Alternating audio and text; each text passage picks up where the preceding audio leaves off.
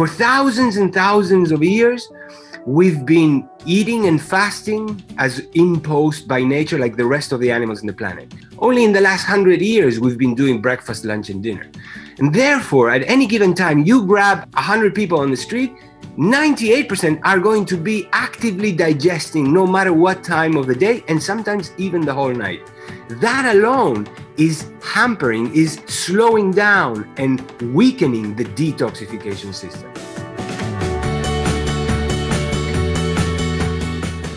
Hey everybody, Dr. Axe here. Welcome to the show. This week I have Dr. Alejandro Junger, and I'm a big fan of Dr. Junger here. He has authored so many fantastic best-selling books, including Clean and Clean Gut. These are books I read years ago and was just so blown away with. And he is a LA-based cardiologist who teaches other doctors and trains other doctors around the world about functional medicine and helping people heal. He also takes care of a lot of celebrities, and he's a friend of mine. I love what he teaches. Dr. Junger, thanks for joining me today.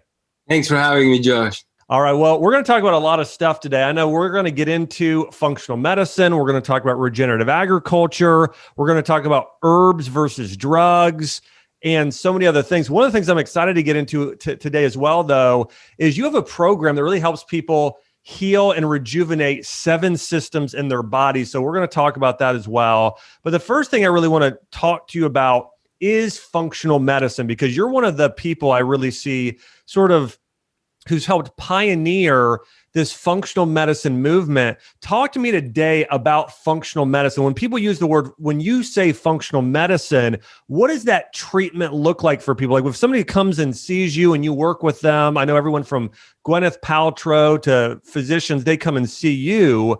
What is it that you do with them as a functional medicine practitioner that's so different than mainstream medicine today? So when I graduated from medical school, I came out with a lot of knowledge about the different parts of the body.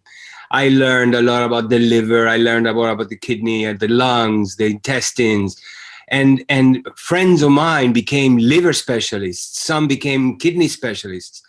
And nobody taught us in medical school how all these organs are interconnected and are part of a bigger system, which is the detoxification, or what is called these days in functional medicine, the biotransformation and elimination system, right? So, for example, the liver, the intestines, the skin, the lungs, all of these organs are contributing to one big function, which is the function of biotransformation or detoxification. Basically, what that means is that we generate through our metabolism waste products that are toxic, but also we are exposed to, through the air we breathe, the water we drink and shower with, the cosmetics we use, the medications we consume, but mostly through the foods that we eat or the food-like products we consume. We are exposed to all these chemicals that in some way, alone or in combination, hinder some function in the body. And these toxins, these molecules have to be converted from mostly lipophilic, which is the only dissolving fat, most of them, to water soluble, so that they can be eliminated through urine, sweat, and feces, and neutralized in that way. That neutralize their toxicity, right? So this big system of detoxification was what changed my life. Understanding it and being able to do certain practices and support it really changed my health. And therefore, I launched in this quest to really understand what was going on. And it wasn't until I found functional medicine that I really put everything together.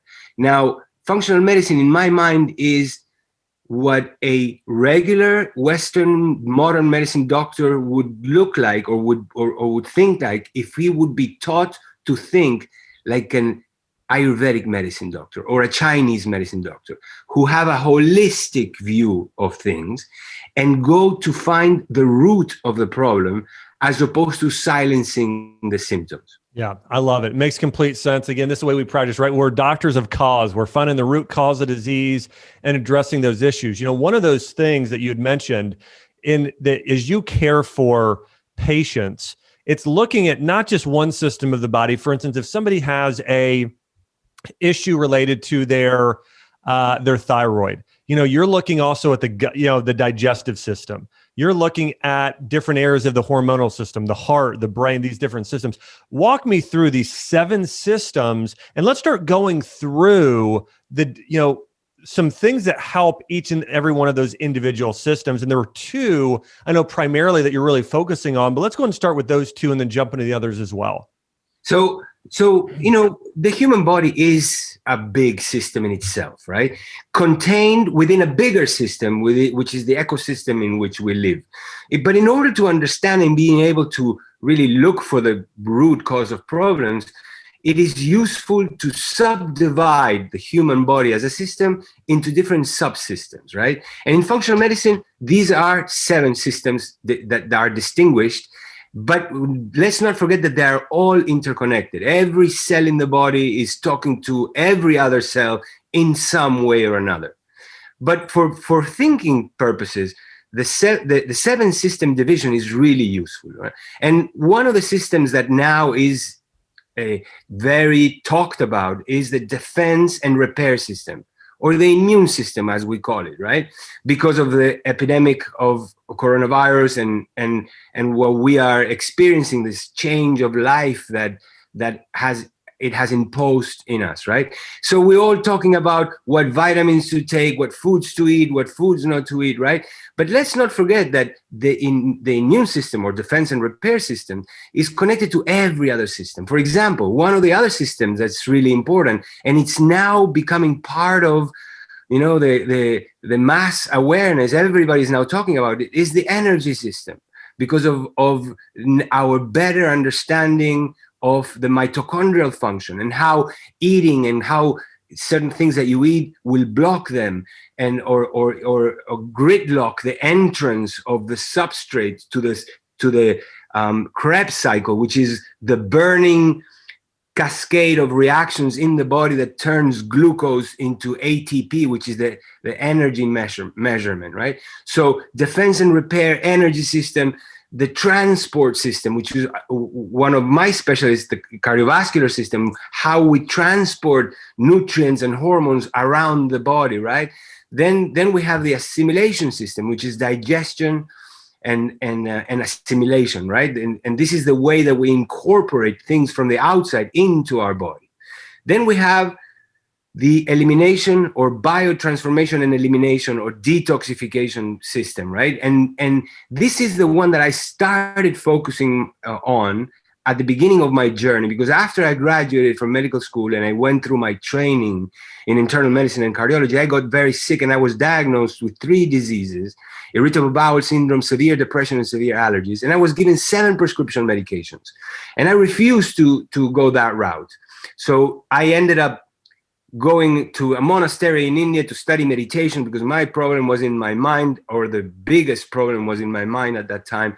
But there I was exposed to Ayurvedic medicine and Chinese medicine and chiropractic medicine, naturopathic medicine. And I gained a lot of respect for that, because I saw in action their power and their benefits, right? And all of those things really helped me. But it wasn't until I went through a detoxification program that I completely resolved all my problems without any need for any medication. So the detoxification system is very dear to me. And that's how I started really writing books and created a company that is geared towards supporting the detoxification system. And then there is the communication system, which is hormones and neurons and how they communicate and all the communication pathways that allow cells in your brain to talk to cells in your gut, right? And now we know that even the bacteria in our gut are talking to all of these systems through different mediators, right?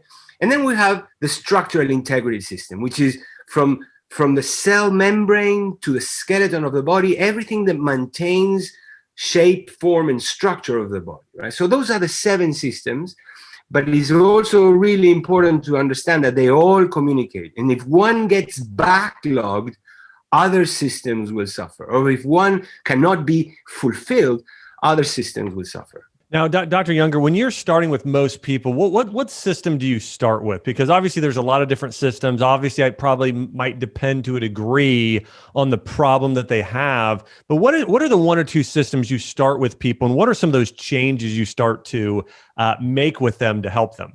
That's such a great question. You know, I always say that if I get an actor or an actress and I disguise them as a doctor and I put them in an office and and they can act and pretend that they're listening, and I give them a bunch of questions that they should ask. But by the end of the session, the only thing they do is put everybody on an elimination diet. And that means basically 5 groups: sugar, alcohol, coffee, dairy, and gluten.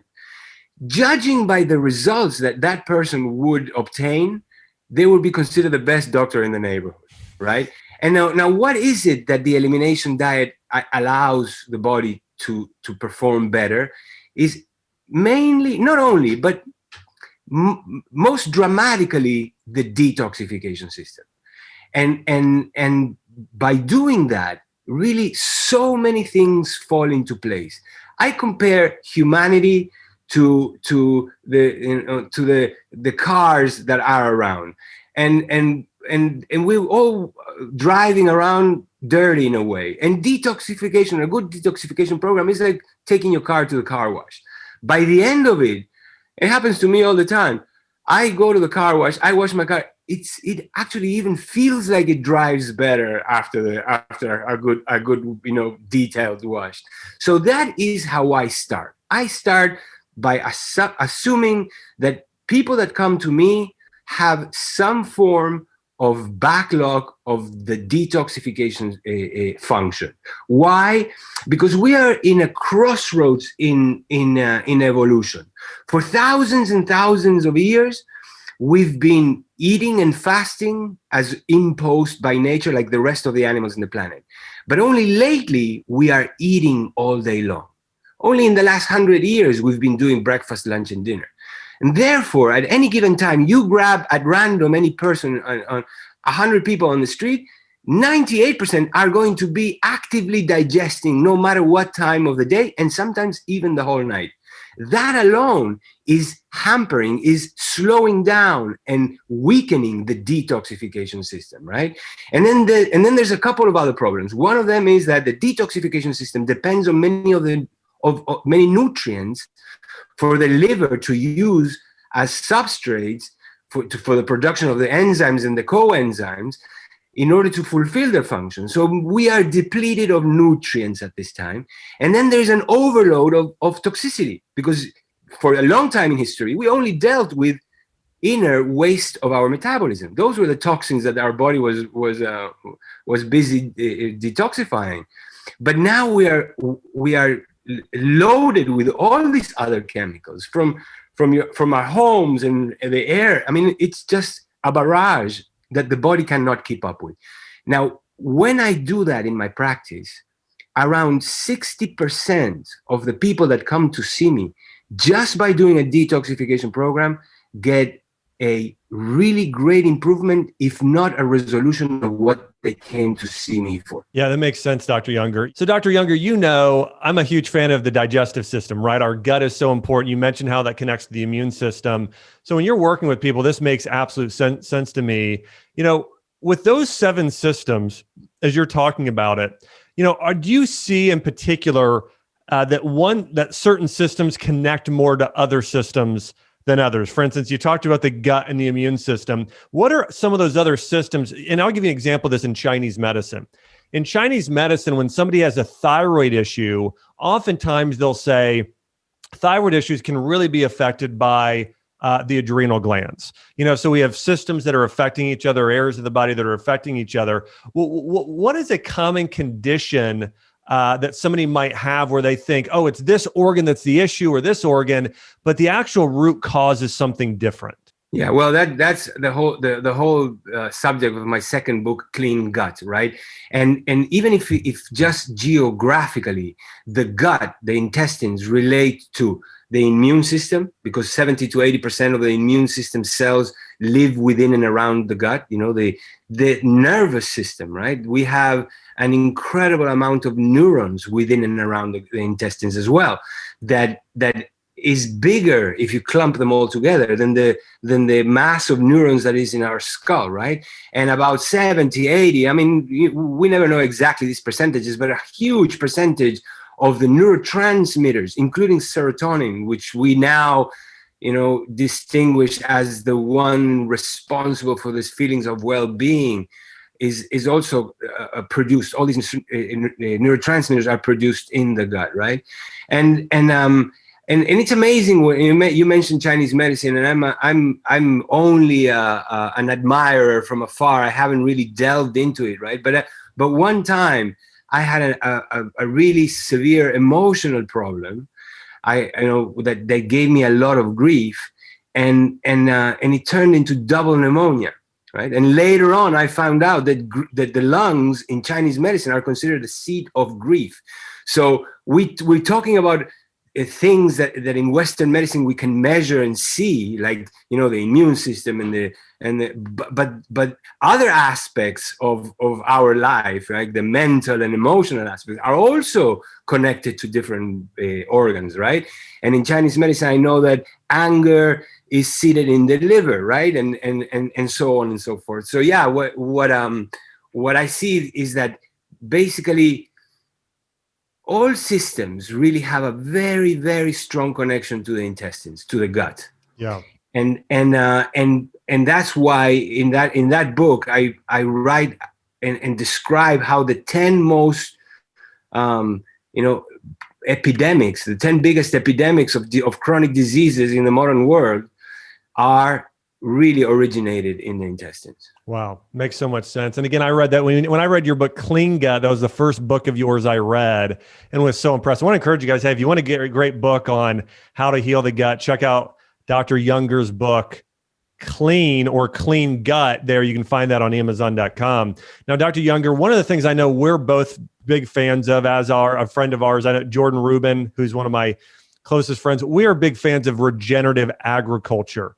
And I think a lot of times when people hear that word, maybe we think of, hey, it's good for the planet. But I would love for you to talk about two things. One, why regenerative agriculture is good for us, and what it also really does for the planet, which then in turns also is good for us. So anyways, go through a little bit about what regenerative agriculture is, like something concrete, and then how that affects the plants, how it affects us. So I would love for you to talk more about regenerative agriculture and the healing power associated with it. And I'll tell you a little story about how I became aware of these things. About 10 years ago, I was invited to India by a man who started a very important mission. More than 20 years ago, when the trade from India to other countries opened up, he started trading grains and other goods and artisanal goods between Europe and India. And he started looking for sources of grains, and he started going to farms. And he found out that about 12,000 farmers in India were committing suicide every year. And the reason why they were committing suicide is because their pride was so broken that they couldn't feed their family. The reason that they couldn't feed their family is because they were dependent on chemical agriculture. They were buying seeds and fertilizers and pesticides from Monsanto and other companies like that. And their land started drying up. Their crop was not as good, therefore needing more chemicals.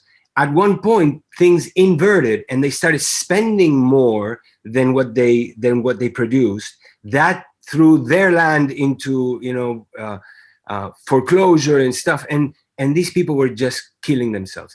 So this guy had the idea of helping these farmers by giving them seeds and know-how on how to plant and harvest Ayurvedic medicines, Ayurvedic plants, and then buying the whole production from them. Therefore, turning hundreds of thousands of acres of Monsanto chemicalized land into biodynamic farming, right?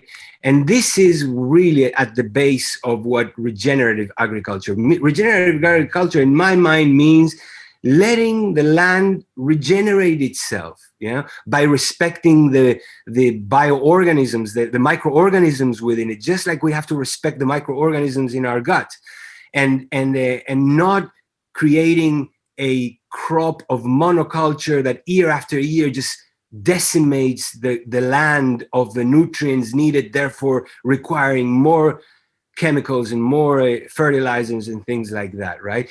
Now, that also has a different consequence, another consequence, which is the resilience of the crops and the plants and the nutritional value of those that are grown in regenerative agriculture conditions to the other ones. Because just imagine what is stronger, the jungle in which there's all kinds of organisms growing and interconnected, or a crop of just corn for thousands and thousands of acres. And why do we need fertilizers and insecticides and pesticides for monoculture crops? Is because they are weaker plants. They cannot defend themselves, right? So the resilience of the land in which you are doing agriculture is also important and translates into the nutritional value of the plant that we are consuming afterwards. And can I say that this is such a powerful point that I have not heard anyone else talk about. And I think one of the things that the ancients knew is, we're talking about Ayurveda and Chinese medicine and Greek medicine and biblical medicine, all these ancient forms of medicine. One of the things that they would talk about is essentially what you're doing when you consume like an herb, a spice, or a food. You're harnessing the healing. You're harnessing the property of that plant. So if you have a plant that's resistant, very resistant to things, it makes you more resistant. Or for instance, think about this, like for thousands of years, people have used, or women have used, perfumes, essentially essential oils that come from flowers. What are flowers? Flowers attract bees. They have attractive properties, right? And so, women will have used things like perfumes or these essential oils to attract men. It has that property. Or take ginseng. Some of these adaptogenic herbals like ginseng or rhodiola rosea. I mean, these will grow in Siberia and the mountains and withstand some of the harshest of all the conditions. And so I think you think about that with oregano or plants. There's something called plant pairing. Like Chelsea and I, my wife and I, have a garden in our yard, and we have planters. And so we actually will plant certain plants next to each other because they give off essential oils that actually kill off certain bugs and protect that plant. So oil of oregano has anti-bug properties. So when you actually eat or use oregano and you're exposed to different types of bugs, viruses, parasites, it actually fights those off for you. So anyways, I just want to say, I have not heard anybody bring up that point, but you're right. I mean, the resiliency, and when you're consuming these foods that we're talking about, these in regenerative agriculture that are more resistant to than genetically modified corn, it is so much better for you. So anyways, I just thank you so much for bringing that up. That point that you bring up of pairing of plants and how they help each other, because maybe one kills the bugs that the other one would be attacked by, right? That relationship and that cooperation continues all the way into your intestines. We know now, for example, that turmeric is much better absorbed and active if consumed with black pepper, right? So that's another pairing relationship. Yeah. So it starts in the garden, it continues in your intestines, and there's something called the entourage effect, right? And for example, one nutrient may be able to create a certain benefit, right? But when it comes with all the other nutrients that it's actually created with, it's called the entourage effect. And we see that, for example, with CBD, that I know you are a fan of and you talk a lot about. I watch your videos, and I love them, by the way. So when people use pure CBD oil that's a filtered and isolated, it's one thing. But when they use the whole oil, the whole plant oil, right, it's a different thing because of the entourage effect. And you were talking about also essential oils and the perfume, right? People don't think about it, but the perfumes that you smell are nutrients as well. Yeah. Really, because they get absorbed. I mean, everything that you put in your skin, but even everything that you smell. So there's terpenes and other compounds that the Japanese know about, and they have this term for breathing the forest, right? In which they get all these terpenes, and it has such a beneficial effect on the body, especially on the immune system. So I love everything that you're teaching, and I'm a big fan of that aspect of plants. And I think that what you were getting at is what we call the life force, which in Ayurvedic medicine is called the prana, right? Mm-hmm. In essence, everything is really vibration and energy. What we perceive as matter is just a limitation of the instrument that we're using to see these things, right? But everything is energy, and 99.999% space, right? And that energy carries a certain frequency, which in Ayurvedic medicine is called the prana. And that frequency alone, not the nutrients, but that frequency alone has an effect on the body. And the stronger the prana, the stronger the effect. So that's when it's very important that especially plants used as medicine come from regenerative agriculture, biodynamic farming, in which the laws of nature are respected and the resilience of the plant is really maintained. I love it. I mean, these are great points. One of the other things that's interesting to think about is when you smell a food, you're smelling the oils. I mean, for the most part, the essential oils, when you smell it, over time, they smell less. They're losing those essential oils. There's less nutrients left in the plant. If you wait 3 weeks to eat it versus you eat it right, you pluck it right off of the plant. So obviously there's so much truth to what you're saying. One of the other things I'd love for you to talk about is the importance of organic. Today we're living in a world, and I know, again, you have really been one of the leaders in teaching people about proper detoxification, about cleansing and detoxifying all of these systems of our body, from our gut to our liver to our skin to our kidneys, all these different areas. But today, I think organic, or that term, used to be more popular even 5 years ago. But I think it should be, continued to be really prioritized. And I think there is more access today, which is fantastic. Talk to me about the importance of organic, not just in our food, but in our supplements we take and put into our bodies. Well, and even beyond that, in our planet itself, right? Because really the shower, the barrage of toxic chemicals that we and our plants and our animals are exposed to is at the root of the big problem of the planet. I believe that even global warming is strongly related to the toxicity of our planet these days.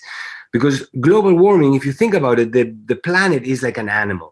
The river are its arteries, and the forests are its lungs, and you and I are like two red blood cells, running around a body, right? So as above, so below. And this planet, this animal, this patient has a fever, which is global warming, right? Now that is just a symptom. Where is it coming from? In my opinion, a lot of it is coming from the toxicity of our planet. And I'm not talking about just toxic chemicals, which is a big part of it. I'm talking about toxic thoughts, toxic emotion, toxic relationship, toxic governments, right? But going back to your question of organic, I think that organic is the first step, not only to avoid the chemicals that are breaking our organism, but also are breaking the bigger organism, the planet Earth, right? Yeah. Then the second step, really, or the better step, is regenerative agriculture. And if you want to go even further, you do biodynamic agriculture, which is a whole other aspect of interventions that really respect the laws of nature, right? But I always say everybody is now detoxing or doing some kind of program for their health. But I compare just working on the human body as for example, if you have a fish tank and you take out the fish and you clean it and you just throw it back into a dirty tank of water. Now, if we just detoxify our body and we don't detoxify the planet, we are just gaining a little bit of distance. We're not going the whole way because we're jumping back into this dirty tank, right? And that is where the importance of organic comes in. Yeah, Dr. Younger, I think, again, organic, as you're saying, it's the first step, right? It's not the final step. It's the first step, is not spraying chemicals and not genetically altering and changing the actual food that God put here on earth for us, right? Because when you're changing it, it's causing problems. Obviously, genetically modified organisms are seriously toxic to the body. And unfortunately, you've got these billion-dollar companies that are, trying to hide the evidence of how toxic these things are. With regenerative agriculture and biodynamic, I think one of the things, that I love, I'm a big reader of the Bible. And when you read the Bible, they'll talk about things like letting the land rest every 7 years. And you look at some of those ancient principles that are used in certain areas of today, and I'll give you an example. I think this is incredible. When Jordan Rubin and I, we bought this farmland, it was dirt and rocks in Missouri. And we started following the New Zealand method of regenerative agriculture in terms of grazing. So the animals would eat grass. Then we would have them move into this pasture that was dirt and rock, and they would urinate and defecate there, and then they would move on to a different area. And they have thousands of acres to roam. But we would sort of tell them, hey, go here right after you eat. With that, 1 year later already, the grass was green and lush. Plants were growing. You could do a garden there. Like it was amazing what these animals did in helping heal the planet and the soil. So here's the thing too. If we start doing the right things, we can heal the planet, in a 7-year period of time. Is about what it takes to completely regenerate and heal so much of the soil. But anyways, it's one of those things where I'll tell you a beautiful story that's similar to what you're talking about. Yeah. When the founder of this company, Organic India, started talking to farmers and saying to them, hey, listen, I'm going to give you the seeds and everything, and then I'm going to buy everything from you. And they were very skeptical because they said, well, yeah, what if I plant all this tulsi and then you don't buy it? What am I going to do with the tulsi? At least if I plant rice, I can feed my family, right? So anyways, he gained the respect of a few of them, and then many followed, and then now it's a massive movement, right? And then 2 or 3 years later, he went back to the original farm, and one of the biggest opponents of this whole thing had joined and had come. And in India, it's a sign of respect that people go and touch the somebody that they respect a lot, touch their feet, I mean, it may sound weird to us, but this man came and touched the feet of the founder of Organic India, and he lifted him up and said, what happened? Why this change of heart? And the guy said, well, I started practicing your birds of my childhood returned to my land. And that was a huge thing for him, Wow. So it goes even beyond the repairing of the ground, that it's immobile right under your feet. It changes the whole ecosystem, even the birds and other animals around. I love it. I mean, that's such a powerful story of how doing something to, doing business the right way, doing things that are being a good person and really honoring the earth, honoring the land, and what that actually can do for healing relationships and healing the earth, healing yourself. And when you do the right thing, it can help heal all of these other things, which I think is so powerful. One of the things I know you're such a proponent of, Dr. Younger, is helping people,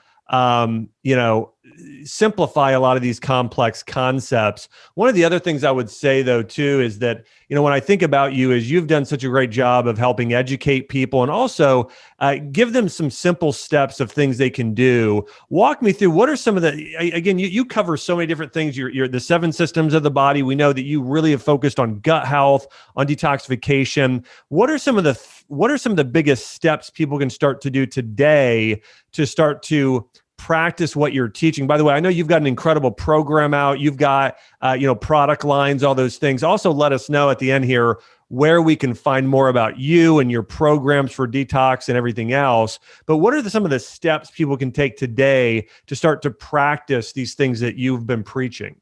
Well, one of the most powerful we talked about already is just trying the elimination diet for at least a week or two. That alone is just so incredibly strong in terms of the benefits that it can give people. And that mainly means the 5 groups that I mentioned, which is sugar, dairy, coffee, alcohol, and gluten. Just by stopping those products, those foods, if you will, people start seeing benefits all around. And there's many reasons for that, right? One of the strong reasons is that it enhances and facilitates the function of the detoxification system, right? But then I've been a proponent of intermittent fasting and fasting for many, many years. I wrote about, you follow the Christian tradition. I've been exposed, I'm Jewish, so I've been raised in a Jewish family, even though I'm not a practicing Jew. And, I've been raised with the traditions. And, once a year we fast for Yom Kippur. You fast much more often, right? But what I'm going is that Jesus Christ, Muhammad, Buddha, all the great spiritual masters followed some kind of fasting themselves. And even though they may not have been talking about it from a body health benefit, there's even spiritual benefits to it, right? So I teach people that breakfast, lunch, and dinner is just the way that it's been functioning for the last 100 years, right? And that is really what is killing humanity. And when I hear all these expert nutritionists talking about, how you have to have breakfast like a king and dinner like a beggar. I think that dinner like a beggar, maybe yes, but talking about the 3 meals, how that is really just fomented and sustained by business, right? Because if everybody stopped having breakfast, entire industries would go broke. So I teach people how to reduce the workload of the digestive system, either being by eating less often, doing intermittent fasting, or simply replacing some meals with liquid meals that are easier for the body to digest. Easing the workload of the digestive system and giving it a rest, just like the Christians give the land a rest every 7 years. You give your digestive system a rest. That goes such a long way in terms of allowing the body to repair and regenerate and detoxify. I love it. It's great advice. So again, guys, doing fasting, as Dr. Younger's talked about, has been done since the beginning of time. People have fasted for health breakthroughs, for spiritual breakthroughs, for mental breakthroughs, for all these different types of breakthroughs. And I can tell you, I fasted in different ways, whether it be intermittent in the past or certain times of year. And you'll see breakthrough, in your life. And there's this power of your body being able to cleanse and regenerate when you fast, as Dr. Alejandro here is talking about. So I want to encourage everybody, check out Dr. Younger's. He's got some great books. You can go to Amazon.com, check out his books, but also you can check out his Clean program, and he's got a lot of amazing products there as well. You can go to cleanprogram.com. He offers a 21-day program that can support your body in detoxification and healing in these different ways. And I know him and I are both fans of regenerative agriculture, organic, when you're buying anything, including supplements. Again, that's first step only, but it's a good first step. And we recently launched, together with my latest book, Clean 7, a 7-day program that combines the powers of functional medicine, Ayurvedic medicine, and intermittent fasting together in a 1-week program that is really blowing people's minds. So what we provide is a kit that contains everything that you need, all the Ayurvedic adaptogenic herbs, all the protein shakes that you need, everything that you need in order to really fulfill and complete this 7-day program. Yeah. I love it. Well, Dr. Younger, thanks so much. It's been fun talking all things functional medicine, organic, regenerative agriculture, all my favorite topics. And again, by the way, I'm loving your book, Natural Remedies, Ancient Remedies. Yeah, it's really, really good. Congratulations. Hey, thanks so much. I appreciate it. And hey, thanks everybody for listening. Thanks again to Dr. Alejandro Younger, the author of Clean and helping transform lives with a Clean program as well. Thanks so much again, my friend. And hey, thanks everybody for listening. I'll be back next week. This podcast is for information purposes only. Statements and views expressed in this podcast are not medical advice and have not been evaluated by the Food and Drug Administration. Opinions of guests are their own, and this podcast does not endorse or accept responsibility for statements made by guests. In some cases, individuals on this podcast may have a direct or indirect financial interest in products or services referred to herein.